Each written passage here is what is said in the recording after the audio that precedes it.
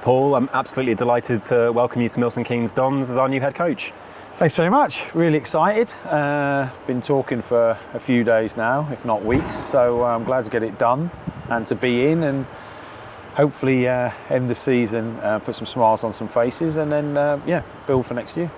We're obviously sat here in this phenomenal stadium with some very ambitious owners, and it's a hell of a project here, isn't it? Which I imagine was part of the appeal. Yeah, it was. Obviously, when I met the chairman and other members of staff, they explained to me what they want to do and how they see it and how they want to push the club forward. And it's an exciting time, really. I think obviously I'm bringing Rich in, who has been here before, so I've got a lot of background on the club itself. But when I came and had a look around and had conversations on a couple of occasions, just really excited me. I felt that we and Rich could come in and impose the way we want to play and try and excite people and eventually try and move the club back to where it belongs. I played here, I coached here when it was in the Championship. I've seen it play against... seen the Dons play against Man U in the Cup, which was an amazing night and a brilliant night for my mate. So, yes, I'm really looking forward to being part of the journey. How big a part, hopefully the biggest part, but how big a part, with football. So really just enjoying it, really. And it's really been nice to be here and actually to come in and, put my gear on and feel a part. It's a unique club, isn't it? But with an opportunity here to really build something and potentially in your image, which I imagine for any coach is really exciting. Yeah, I mean, obviously it's too hot today for me to wear a bobble hat, so most of the people watching this won't recognise me. But it is exciting. And I think all clubs are unique for different reasons, and obviously, this is unique for a different reason altogether, which is a good thing. It's a new, fresh club, and hopefully, with us coming in, we'll probably give it a different direction, and with the chairman's full support, which he's given me, it will really enable us to, really put our thumbprint on the team, and hopefully the fans can enjoy to come and watch it. I'm sure plenty of the Dons fans are familiar with you, particularly from when you pipped us to the post with Rotherham a few seasons ago. But if they're not so familiar with you, Paul, perhaps you could just give us a little bit of a flavour of your career. Hey, wow, that's cool. Right, we've only got 20 minutes, haven't we? Well, as a player, I was very average, but worked really hard. So I think I played nearly, 500 games in total, but worked really hard. Loved football, loved sport, loved fitness. I still run every day. I'm a complete weirdo. And love my dog and wife and kids. And then went into football management, a bit reluctantly, if I'm honest. I found it really tough to start with. It's not an easy job, you'd be surprised to know. Found it really tough, but then had a support of a really good owner. Had success, took Rotherham up 3 times, playoffs, the infamous COVID season, we were in second. And then the 3rd time, we went up automatic. And that was the time when you were playing away, Dons were playing away at Plymouth, and I was away at Gillingham. Yep. And I remember my goalie coach going, "Look, Gaffer's bad news, Dons are winning." I'm like, "Oh no." And then it was they're winning again, and then Plymouth were down to 10 men. Yeah. So luckily it made my half-time team talk easy, because I was just saying, look, Absolutely. If we don't win, you're not up. So I went up again, and then the last time in the Champ, about October time, I left for Derby, had half a season there really, and then signed the players to help us in that summer, and then got automatic promotion with them, and then left Derby, which was an amazing time, an amazing club, loved it. Left there in about February, and since then I've just tried to be getting my beach body ready, and but it's really awkward being a football manager, because when you're not working, you can't go and watch football, because everyone now in football is always under pressure. So the only game I've actually watched live, apart from my son's games, I went to Doncaster AFC Wimbledon. I went to that, and I left at half time, truth be told, and that's the only game I've been to, because I don't want managers to think I'm sitting there like this big hawk. I can't bear all that. So so I've had, me and Rich have been together the whole time. I played with him for years, so we're really close, and we've always been pretty successful. We've tried to enjoy it. We've tried to really engage with the fans, try to engage with the community. I love what football players can do in the community. I think that's a massive part of me. Me and Rich are both got degrees, both got teaching qualifications, so we may be a bit quirkier possibly.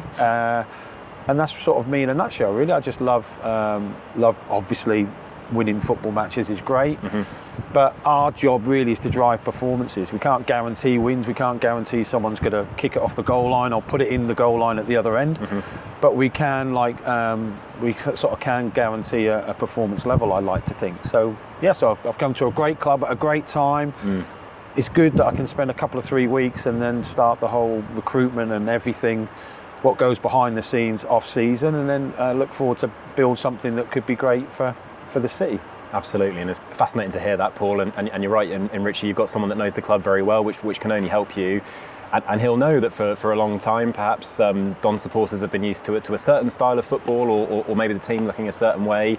It's not to say that will change overnight, but it's fair to say, I think, that you're a pragmatic coach, and adaptability will be part of your game. Yeah, thanks so much. I mean, in fairness, being friends with Rich for years, I've heard more Dele Alli stories than any other fan in here. So every time he comes on TV, Rich takes full credit for that. Good. We have played many different styles. Even last year when we went up, we played a lot of 3-5-2, we played a lot of 4-2-3-1, we played, and realistically the only thing I could say is that what we would be labelled for potentially is that we just try and play a system that we think is going to win the game. So we might play a system at home, we might play completely different away from home, we might play completely different at home because we see a bigger threat if we played this way. So our systems are interchangeable, but fundamentally they're there to create chances, score goals, win games, and that's what I like football to be. I want to see excitement. I don't want to leave a game thinking we've had no shots on target or no crosses or no corners, or my brain is very binary, I think. I just want to see exciting football, and for me it's as much attacking as you can, but you always have to be aware of what's at the back. But there's no right or wrong way to play football anymore. As you can see, loads of different systems, loads of different ways, and in fairness, I think Liverpool have won the league and they probably have the least possession of the ball they've ever had. But I want the ball, don't get me wrong, but every time we get the ball there is a purpose to us, that we're always trying to make the lads try and play forward, try and create chances, and fundamentally to try and enjoy it. It's a brilliant career that will be over for them in a heartbeat, and it's our jobs as coaches to make sure they understand that and appreciate that and enjoy that. I want all the players that have played under me, and I like to think most of them would say that they've enjoyed it, they've enjoyed winning, but they've enjoyed being with us and being part of the culture that we try and create. Of course. A couple more, Paul. You've been chucked in effectively. Football can be unrelenting, and you'll take training tomorrow, and then straight into 2 games against Newport County here on Good Friday, and then at Crewe on Monday. That is that is a bit strange. I don't think I've ever done it as quickly as that, and we always like to do a 2-day lead in, which we're not able to do, but hopefully we need to still get at least a win, and we want to finish the season, and I want to see a performance of a group of players who want to be here and be on the journey. Like, everyone tries their best when they go over the white line. Everybody behind the scenes have been working really hard. I know there's been not awkwardness, but difficulties with interims and changes of managers is always quite hard, and it's hard for the players as well. But we want to finish the season off well, and we'll do our best to put performances on that makes the Dons fans really proud. And I hope that is the case. And like I said, it'll be an exciting summer and an exciting start to next season. But first, we need to, play these games, and it's a good way for me to see players as well, obviously.